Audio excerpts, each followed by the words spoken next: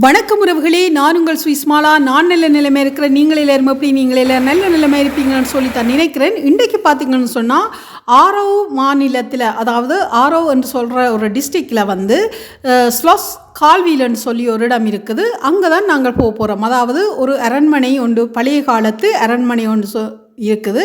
அந்த அரண்மனையைத்தான் பார்க்க போகிறோம். அந்த அரண்மனையை சுற்றி ஒரு நீரோடை ஒன்று ஓடிக்கொண்டிருக்குது. கிட்டத்தட்ட யாழ்ப்பாண கோட்டையும் அந்த கோட்டையை சுற்றி ஓடுற நீரோட்ட பகுதி இருக்குத்தானே, அதே மாதிரி ஒரு தோற்றத்தை தான் இதுவும் கொண்டிருக்கும். ஆனால் அதை சுற்றி அப்படியே நடக்கக்கூடிய மாதிரி பல பல இயற்கை காட்சிகளை எல்லாம் நாங்கள் பார்க்கக்கூடிய மாதிரி இருக்கும். நீங்கள் எங்கேயுமே பார்க்க முடியாத அழகான காட்சிகளை பார்க்குறேன்னு சொன்னால் இந்த அரண்மனையை சுற்றி நாங்கள் நடக்கல கிடைக்கிது. அதைத்தான் உங்களுக்கு காட்சிப்படுத்த போகிறோம். பாருங்க, இதுதான் அந்த பழைய காலத்து அரண்மனை. இந்த அரண்மனையை சுற்றித்தான் இந்த நீரோடை போய்கொண்டிருக்குது. அதோடு ஒட்டிய பாதைகள் எல்லாத்தையும் நடக்கிறதுக்கு ஏற்ற மாதிரி அழகாக செய்து வைத்திருக்கிறார்கள். இப்போ நாங்கள் அந்த இடத்தை நோக்கி தான் போய்கொண்டிருக்கிறோம். இப்போ நாங்கள் முதல் பார்க்கிங்கில் நிறைய பார்க்கிங் எல்லாம் அங்கே இருக்குது. அதில் வடிவாக நாங்கள் தரிப்பிடத்தில் தரித்து போட்டு காரை நாங்கள் இறங்கி நடந்து தான் எவ்வளவு மணித்தியாலம் என்றாலும் தொடர்ச்சியாக நடந்து பார்த்து கொள்ளலாம். எங்களுக்கு பிடிச்ச இடங்களில் இருந்து என்னென்ன விஷயங்களை எல்லாம் நாங்கள் எங்களுடைய பொழுதுபோக்குகளை எப்படி பொழுதுபோக்குறோம்னு சொல்லி நாங்களே முடிவு பண்ணி அந்தந்த இடங்களுடைய எங்களுடைய பொழுதுபோக்குகளையும் நாங்கள் பார்த்து கொள்ளலாம். ஃப்ரெண்ட்ஸ், மகிழ்ச்சியான வாழ்க்கை நீண்ட காலம் வாழ வந்து உதவுகிறது. இந்த மகிழ்ச்சியை பார்த்தீங்கன்னு சொன்னால் நாங்கள் தான் தேடி போகணும். அதாவது நீங்கள் உங்களுக்கு நாங்கள் சொல்கிறேன்னு சொன்னால் வெளிநாட்டு வாழ்க்கை ஒரு மிஷின் மாதிரி ஒரு வாழ்க்கை தான். ஒரு சிலருடைய வாழ்க்கையில் மகிழ்ச்சி இருக்காது, மற்றது மன அமைதி இருக்காது, அப்படி பல பிரச்சனைகளுக்கு உள்ளாகி இருப்பார்கள். ஏன்னு சொன்னால் இங்கத்த வாழ்க்கை அப்படித்தான், ஒரு மிஷின் மாதிரி. ஆனால் ஓய்வு நாட்களில் வந்து இப்படியான இடங்களுக்கு வந்து தங்களுடைய வாழ்க்கையை, தங்களுடைய மனங்களை வந்து புதுப்பித்து கொள்வார்கள். மனம் வந்து புத்துணர்ச்சி அடைந்து மீண்டும் அந்த பழைய வாழ்க்கைக்குள்ளேயே போய் மிஷின் போன்ற ஒரு உலகத்துக்குள்ளே போய் நல்ல உற்சாகமான ஒரு வாழ்க்கையை வாழ்ந்து கொண்டு திரும்பவும் வந்து இப்படியே ஆன சூழல்களை தேடி போய் நல்ல அமைதியான சூழல்களில் வந்துடுவார்கள். பிடித்த பொழுதுபோக்குகள் வந்து ஃப்ரெண்ட்ஸ் மகிழ்ச்சியை தரும். இந்த மகிழ்ச்சியை வந்து நாங்கள் தான் தேடி போக வேணும். அதிலும் இயற்கையை ரசிப்பது உண்மையிலேயே ஒரு மகிழ்ச்சியான ஒரு விஷயம். அதிலும் வந்து ரம்மியமான இடங்களை சுற்றி பார்க்குறது, இப்படியான இடங்களை நாங்கள் சுற்றி பார்க்குறது வந்து பெரிய ஒரு மனசுக்கு ஒரு ஆறுதலையும் தரும். சில மணி நேரங்களை இதில் கழிக்கிறதால இதெல்லாம் மனசுக்கு வந்து ஒரு சூப்பரான புத்துணர்ச்சியையும் அமைதியையும் மகிழ்ச்சியையும் தரப்போகுது. இப்படியான இடங்களை உங்களுக்கும் நான் தந்து மகிழோன்மெண்ட தான் என்ற ஆசை. எல்லாருக்கும் எல்லா இடங்களையும் போய் பார்க்குறதுக்கான வசதிகள் வராது. எங்களுடைய இந்த காணொளிகளை பார்க்குறதால உங்களுக்கும் அந்த அமைதியை, இந்த காட்சிகளை பார்க்குறதால உங்களுக்கும் அந்த அமைதிகளை உங்கள் மனதில் ஏற்படுத்தி கொள்ள முடியும். என்றபடியாக நீங்கள் இந்த காணொளிகளை நீங்கள் நிப்பாட்டாமல் தொடர்ந்து பார்த்தா தான் உங்களுக்கு இதில் என்னென்ன விஷயங்கள் எல்லாம் இருக்குது, எப்படியெல்லாம் அழகாக இருக்குண்டு உங்களுக்கு காட்டிக்கொள்ளலாம். பாருங்க, சின்னொரு நீர்வீழ்ச்சி மாதிரி, பெரிய உயரம் இல்லை, சின்னொரு நீர்வீழ்ச்சி மாதிரி செய்திருக்கிறார்கள். உண்மையிலே பார்க்குறது நல்ல ரம்யமாகத்தான் இருக்குது, அழகாக இருக்குது. ஒரு விண்டர் நேரத்தில் இப்படி ஒரு அழகுன்னு சொன்னால் சம்மர் டைமில் இந்த அழகை சொல்லிய வேலையில் அப்படி இருக்கும் என்று தான் நான் நினைக்கிறேன். பாருங்கோ, நல்ல அழகான இடம். உங்களுக்கு சுற்றி அப்படியே எடுத்து காட்டுறேன். இப்போ நாங்கள் ஆரம்ப இடத்துல தான் நிற்கிறோம். இனி தொடர்ந்து அப்படியே போய்கொண்டிருக்கிறோம். பாருங்கோ, இதில் வந்து இங்காலையெல்லாம் எழுதி போட்டிருக்கிறோம் எந்தெந்த பக்கத்தால் போனால் என்னென்னலாம் பார்க்கலாம் எப்படின்னு சொல்லி அழகாக எல்லாம் இங்கே காட்சிப்படுத்தி இருக்கிறார்கள். இதை பார்த்தே இந்த பிளானின் படியே நாங்கள் போய்கொண்டிருக்கலாம். பாருங்கோ, இப்போ வந்து இந்த கடற்கரை பகுதிகள் எல்லாத்தையும் பாருங்கோ இவ்வளவு அழகாக இருக்குதுன்னு சொல்லி.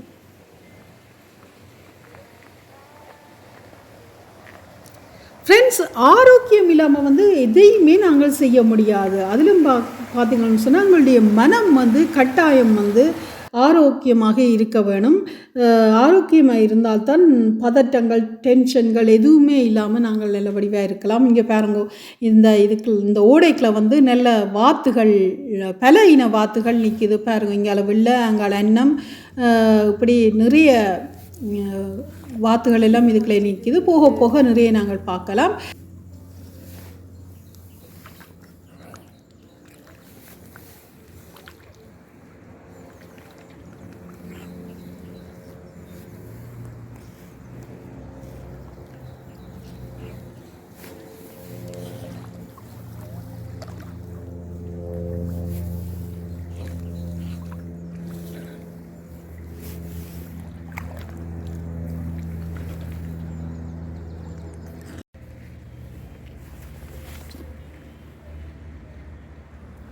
பாருங்க இவ்வளவு அழகான காட்சி.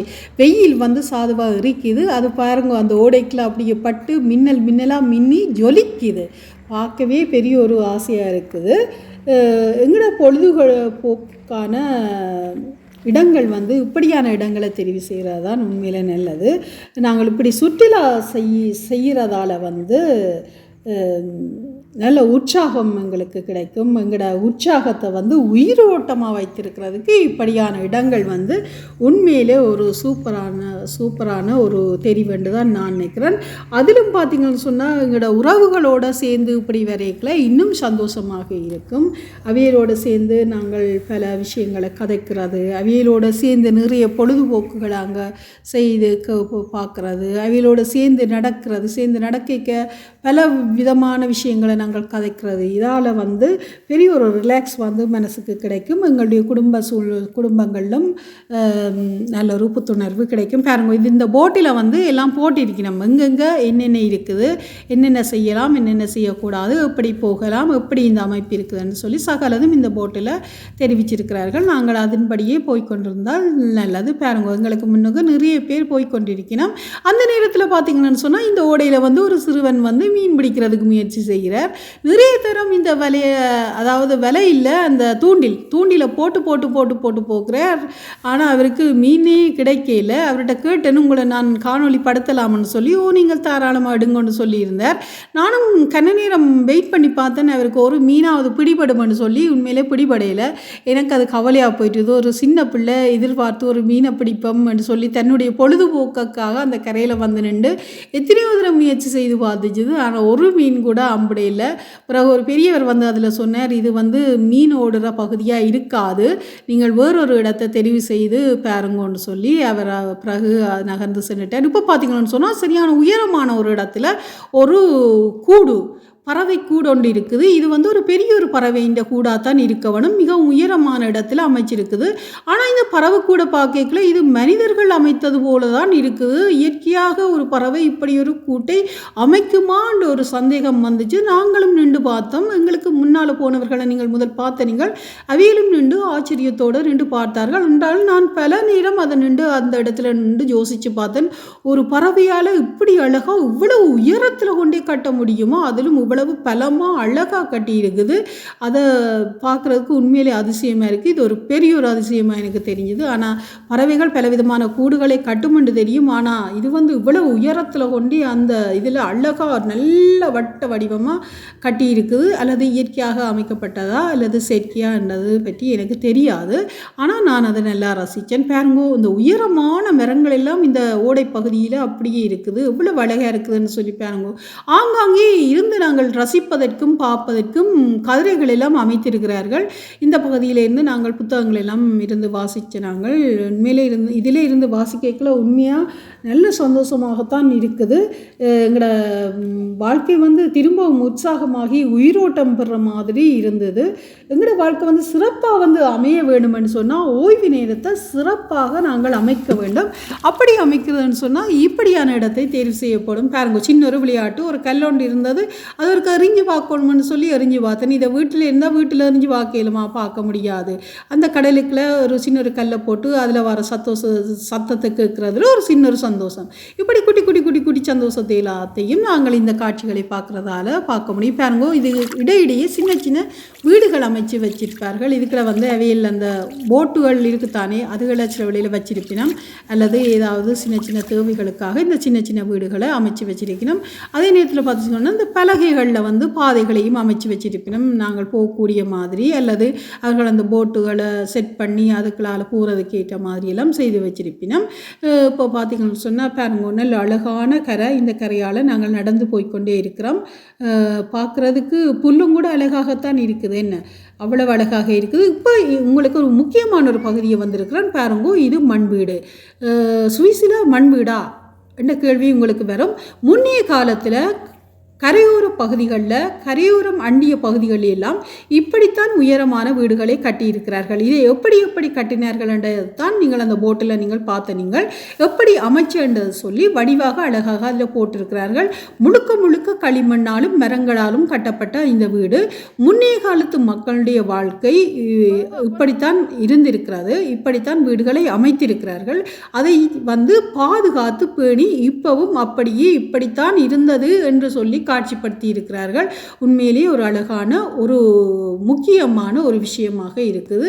என்னன்னு சொன்னால் எல்லாருமே அதில் நிற்காமல் போனதே இல்லை. எல்லாரும் அந்த வீட்டை அதிசயமாக தான் பார்த்தவ. எல்லாரும் அதை வாசித்து என்னென்ன நடந்ததுன்னு சொல்லி இப்போ பார்த்து கொண்டு தான் போனவ. பாருங்க, இந்த இப்படியான ரம்மியமான இடங்களில் நாங்கள் கிரில் போடுறோன்னு சொல்லுவோம். அதாவது இறைச்சிகளை சுட்டு சோழன் சுட்டு இப்படியான எங்களுக்கு விருப்பமான சாப்பாடுகளை இந்த இடங்களில் இருந்து நாங்கள் நெருப்பு மூட்டி சுட்டு சாப்பிட்றதுக்கான இடம்தான் இது. அதுக்கான இடத்தை எல்லாத்தையும் குட்டி குட்டியாக வடிவாக அமைச்சு வச்சிருக்கிறேன். பாருங்கோ, இந்த ஓடைக்குள்ள இந்த மரங்கள் எல்லாம் விழுந்திருக்குது. விழுந்தாலும் அதனுடைய அழகு போகவில்லை இல்லை, அப்படியே இயற்கை. இங்கே பாருங்க, இந்த 2 மரத்துக்கு இடையில சூரியன். இதை எப்படியாவது இந்த 2 மரத்துக்கும் இடையில அப்படியே காட்சியாக எடுத்துடணும்னு சொல்லி ஆசை. முயற்சி பண்ணி பண்ணி பண்ணி பண்ணி ஓரளவு இப்படியாவது கிடைச்சிது என்று சொல்லி ஓகே, இவ்வளவுமே அழகாக இருக்குதுன்னு சொல்லி திருப்தியோட தொடர்ந்து நடந்து கொண்டு இருக்கிறோம். இப்போ மாலை நேரம் ஆயிட்டு நாங்கள் வீடு திரும்புகிற நேரம் வந்துட்டுது. ஏன்னு சொன்னால் நாங்கள் கிட்டத்தட்ட கன நேரம் நடந்துட்டோம்.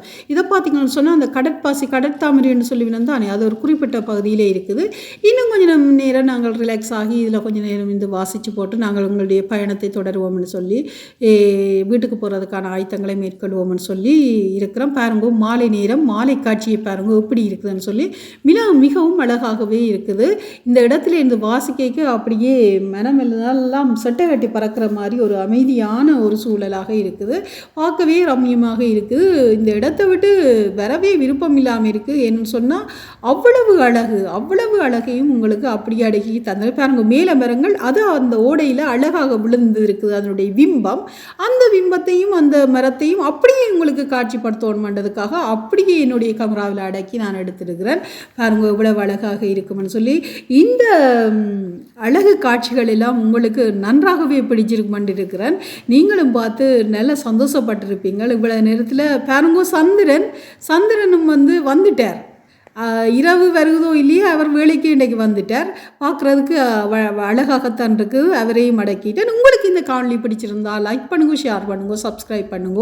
அப்படியே பக்கத்தில் உள்ள பெல் பட்டனை அழுத்தினா தான் நான் போகிற காட்சிகள் எல்லாம் உங்களுக்கு உடனுக்குடனே கிடைக்கும். பாருங்க, மேலே சூரியன், அதனுடைய பிம்பம் அந்த ஓடையில் விழுகுது. அதை உங்களுக்கு அடக்கி பிடிச்சி அழகாக தந்திருக்கிறேன். பாருங்க, சின்ன வயசை ஞாபகப்படுத்துகிற மாதிரி ஒரு குட்டி விளையாட்டு மரத்துக்குள்ளே ஒளிஞ்சு அது ஒரு நகைச்சுவையாக ஒரு மகிழ்ச்சியான ஒரு தருணமாகத்தான் இதுவும் இருந்தது. அதையெல்லாம் விளையாடி முடிச்சு கொண்டு பாருங்க நாங்கள் வெளியில் வந்துட்டோம். நல்லா இருண்டு போச்சு. இனி நாங்கள் வீட்டை போய் இன்றைக்கு இரவு சாப்பாடு நாங்கள் ஒரு உணவகத்தில் ரெஸ்டாரண்ட் ஒன்றில் தான் சாப்பிட்றதாக இருக்கிறோம். என்றபடியாக அதுக்கு முதல் நாங்கள் களைச்சிட்டோம். நாங்கள் போய் எங்கேயாவது ஒரு கஃபே ஒன்று குடிக்க வேணும். கஃபேயை குடிச்சிட்டு நாங்கள் எங்களுடைய பயணத்தை வீட்டை நோக்கி நகர்ந்துட்டு பிறகு நாங்கள் இரவு சாப்பாட்டை ஒரு உணவகத்தில் முடிச்சு கொண்டு ஒரு படம் உண்டு, அதாவது அஜித் அவர்களுடைய படம் ஒன்று வெளியாகி இருக்கிறது, விடாமுயற்சி. இந்த விடாமுயற்சி திரைப்படத்தை நாங்கள் இன்றைக்கு பார்க்குறதுக்காக இருக்கிறோம். என்னபடியாக இதோடு இந்த நாங்கள் பயணத்தை நாங்கள் முடிச்சு கொண்டு நாங்கள் இப்போ ஒரு நடந்து கழிச்சிட்டோம் தானே. என்னபடியாக எங்களோட களைப்பை நீக்கிறதுக்கு ஒரு கேக்கும் சாப்பிட்டு கஃபேயும் குடிச்சிட்டு நாங்கள் இப்போ வீட்டை நோக்கி பயணித்து கொண்டிருக்கிறோம். வீட்டை போயிட்டு நாங்கள் ஒரு உணவகத்தை நோக்கி, அதாவது சூரிச், இந்த சூரிச்சில் குளோட்டன் என்ற ஒரு இடம் இருக்குது. அந்த குளோட்டனில் அந்த தியேட்டருக்கு அருகாமையில் தான் இந்த உணவகம் அமைஞ்சிருக்குது. இங்கேயும் ஒரு இரவு சாப்பாட்டை நாங்கள் முடித்து கொண்டு அப்படியே விடாமுயற்சி என்ற அஜித் அவர்களுடைய படத்தை பார்க்குறதுக்காக நாங்கள் டிக்கெட்டெல்லாம் போட்டுட்டு பிளான் பண்ணி கொண்டு இருக்கிறோம். நாங்கள் சாப்பிட்டு முடிய வழிக்கிட போகிறோம். பாருங்கோ, நாங்கள் ஆர்டர் பண்ண சாப்பாடுகள் எல்லாம் இப்போ வந்துட்டுது. நல்ல மிகவும் சுவையான சாப்பாடு. ஒவ்வொருத்தரும் ஒவ்வொரு விதமான சாப்பாட்டை நாங்கள் தெரிவு செய்து எடுத்திருக்கிறோம். இந்த சாப்பாடெல்லாம் நல்ல டேஸ்ட்டாக இருக்குது. உங்களுக்கு இந்த காணொளி பிடிச்சிருந்தால் லைக் பண்ணுங்க, ஷேர் பண்ணுங்க, சப்ஸ்கிரைப் பண்ணுங்க. மீண்டும் ஒரு சிறந்த காணொளியுடன் உங்களை சந்திக்கிறேன். நன்றி, வணக்கம்.